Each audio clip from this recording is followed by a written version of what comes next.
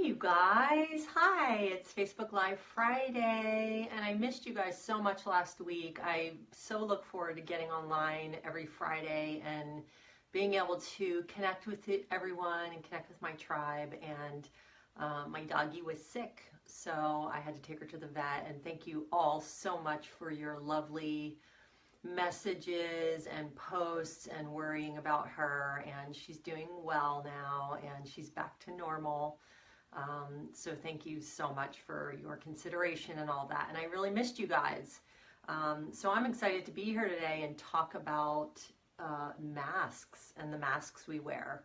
And if you're online with me, say hi. I'd love to see you. It's Friday. Anyway, so yeah, masks. Masks are interesting because, you know, when I speak of a mask we wear, it's usually what I call a front that we put up, where we pretend we're happy, we pretend everything's great, we pretend our life is perfect. Another mask we could wear is the people pleaser mask. Or the mask of having everything under control, like I got it all under control, I got this, I can do this on my own. The independence mask. So there's a lot of different masks that we wear in our lifetime. And for me, my masks were all about people pleasing and never saying what I needed.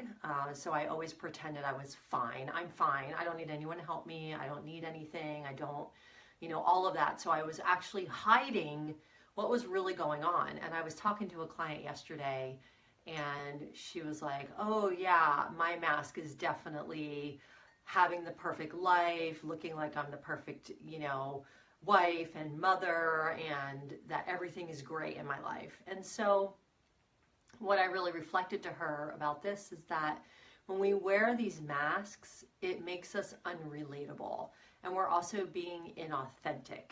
So we're not being true, we're not being in integrity with ourselves or with others, and we're just hiding behind them.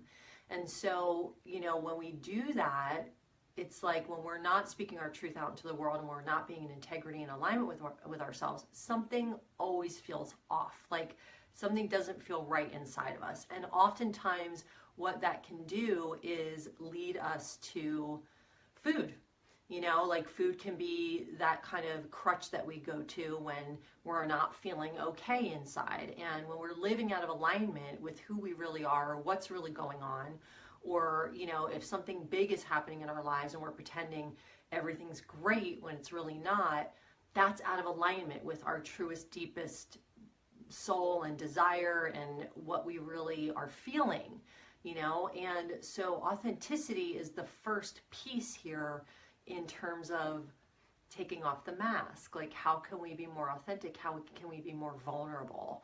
And it's scary for people to be vulnerable, and it's scary for people to be authentic because we're so afraid of being judged.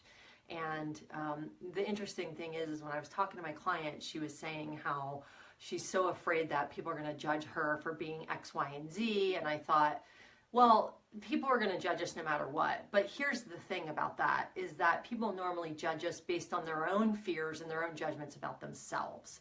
So we're all projecting out into the world our belief systems and the things that we think and all of our filters. So we're projecting those out into the world. And, you know, and then we are judging others based on our own belief systems or based on our own fears, because we all have a lot of fears. And so it's, you know, it's all a projection, and we are going to be judged, but truthfully, our own self-judgment is the hardest and the worst.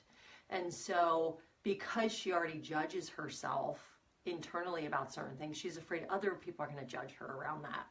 And so oftentimes we are so afraid of being judged or afraid of what other people think that we just pretend everything's okay, and we pretend life is perfect, and that whatever that means, and then, or that we got it all together, we got a great marriage, and we never really know what's going on underneath the surface. And I remember I have a really, really close friend in LA, and her husband They were together for 13 years and everyone loved them and thought they had the greatest relationship and they were so fun to be around and they looked like they got along great. And all of a sudden one day she's like, we're getting divorced. And we were all like blown.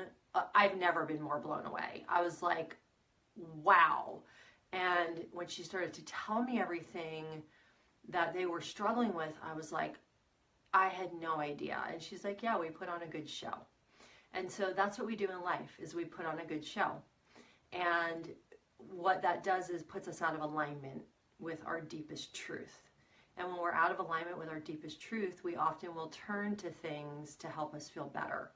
And those things are usually external. They're usually, you know, getting online, binge watching TV, overeating, turning to alcohol, you know, whatever it is, gambling.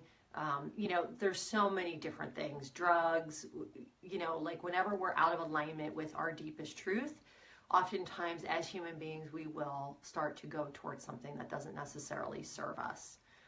So I'm curious what mask you wear and how it prevents you from really being seen in the world and from really showing up as your unapologetic, imperfect, flawed self, as you are right now.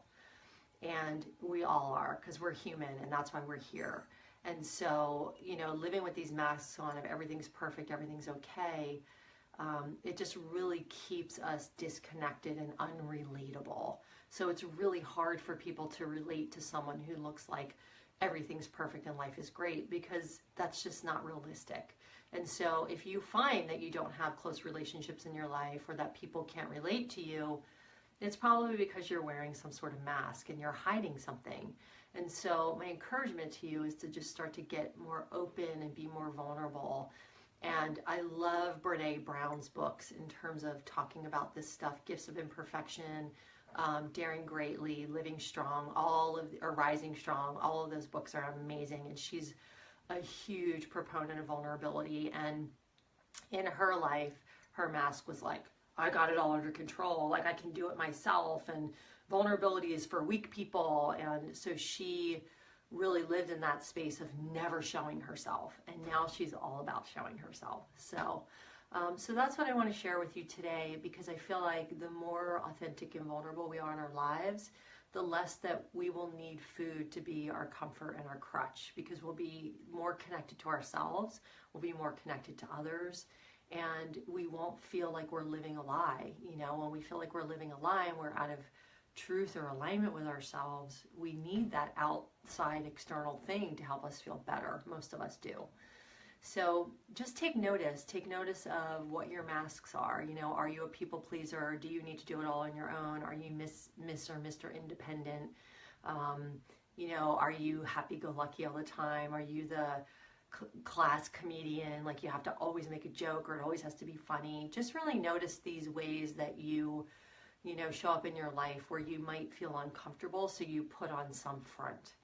And it's really, really eye-opening to recognize these things. And another mask I hid behind was having a perfect body. I thought that having a perfect body would create, you know, people liking me. Which is so ridiculous, right? But that's what I learned, and that's what my belief system was, because I had low self-esteem and I had no confidence, and so I always pretended like everything was great, and you know, and I would please people because I wanted people to like me. That's another reason why I wanted to have a perfect body, because I thought if my body looks a certain way, everyone's gonna like me. And it's just living in such a shallow place. And it's so disconnected from what my real authentic truth is, which is showing up in the world fully as myself, unapologetically, totally flawed, and that's okay. So that's my message for you today. Thank you so much for joining me. I love being here with you on Fridays. I'll see you next week, same time, same place.